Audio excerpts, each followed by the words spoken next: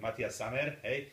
Ja ho osobne poznám, som s ním bol na konferencii a som povedal, hovorím, si bol veľký hráč, ale si aj veľký prezentátor, lebo také myšlienky prezentoval od malých detí, ktoré ešte len pomaličky začínajú behať a už ukazuje, že za roku 20, čo ja viem kedy, jak budú majstrovstvá sveta v Nemecku, vy budete hrať za nemecký. To znamená, on ide od grundu, metodiku komplexnú, mládežnickú spravil, má fantastické názory, proste tak, aký bol futbalista, on bol libero v tom čase, hej, to bol hráč, ktorý riadil, organizoval, videl viac ako ostatní, hej, taký je istý bol technický riaditeľ.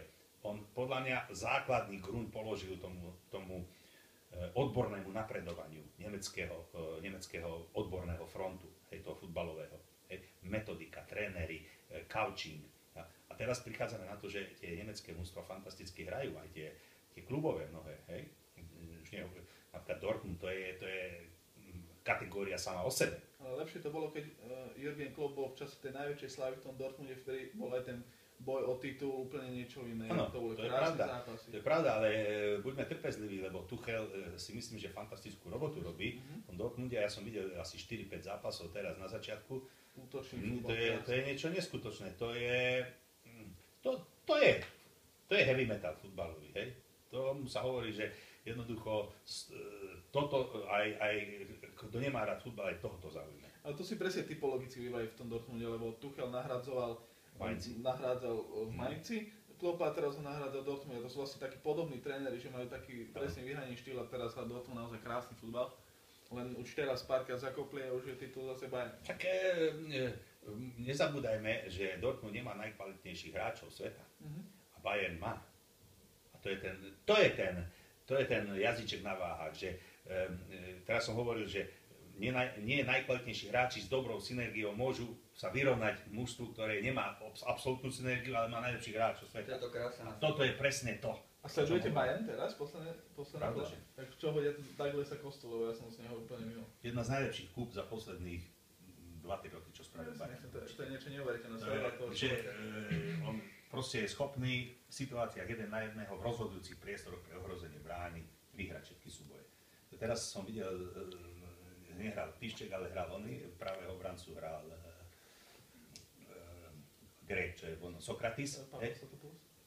Sokratis také papaničky mu dával, z každej akcii centroval cez neho bez problémov. To je také, dáte stopera napravo, tak na Douglasa Costu. Ja som nepochopil ten ťah, prečo Piščeka dal na ľavého beka, jedine tak, že chceli eliminovať Millera, považovali za nebezpečnejšieho, takže nakoniec aj tak dal ľavo. Ja by som sa ešte vrátil k tomu Bayernu, že vlastne ten neúspech v Lige majstrov, je to teda len o tej načasovaní tej formy, alebo o tom teda, že Guardiola sa možno až niekedy moc snaží vymýšľať s tými hráčmi? Ja som povedal, že Bayern pre výsledkovo dosiahnuť titul není úspech, je to povinnosť pre Bayern, hej, v nemeckom kontexte futbalu. Bohužiaľ, Guardiola viac zatiaľ nedosiahol, pretože zlyhal v semifinále tento rok, minulý rok a tak ďalej. Myslíte, že dosiahne v blízkej dobe? V Liga majstrov? Teraz to má našlapnuté, pokiaľ si udrží formu a ja tomu neverím. Neveríte? Neverím, lebo teraz v takej forme hrá Bayern, že keby v takejto forme hral máji, tak som presvedčený, že vyhrajú Ligu majstrov. Ale oni máji takéto forme hrať nebudú. O tom som presvedčený. Báč by som sa mýlil, lebo ja prajem Bayernu. A tým pádom, samozrejme, som aj presvedčený o tom, že pokiaľ sa tak nestane, tak skončil. Ja by som ten blok svetového futbalu uzavrel aspoň otázkou, takou, že Cristiano Ronaldo alebo Lionel Messi. Keď si treba jedno vybrať. Každý má svoje, samozrejme, každý môže povedať, že nedá sa ich porovnávať, ale keby ste si mali vybrať? Aguero. Aguero? Myslíte si, že je akože komplexnejšie, lepšie ako títo dva futbalisti? Každý tréner má mať svoju filozofiu. A pre tú jeho filozofiu potrebuješ typy hráčske. A do mojich predstav Aguero je zaujímavejší. Lebo je to nezávislá jednotka.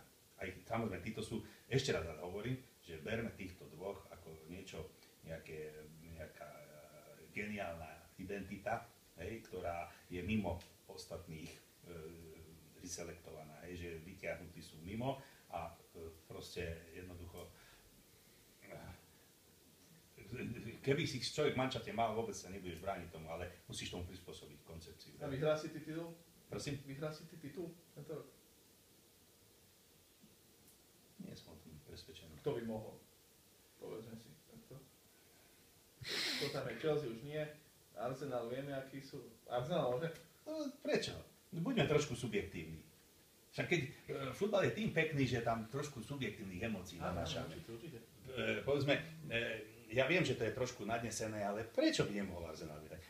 Napríklad, keď bude hrať pretrvávajúcim spôsobom tak ako prvých 20 minút proti Manchesteru, prečo nie? I keď sám tomu neverím, ale chcem tomu veriť. Musíme si sami vytvárať nejaké ilúzie. O tom je fandovstvo. Len my si ho na Slovensku nevieme vytvárať. My povieme, vyhrali sme, fandíme. Prehrali sme, chodte do riti všetci. To nie je o tom. Ja už roky fandím Arsenalu a fakt nevyhral nič Arsenal za posledné obdobie. Efekt.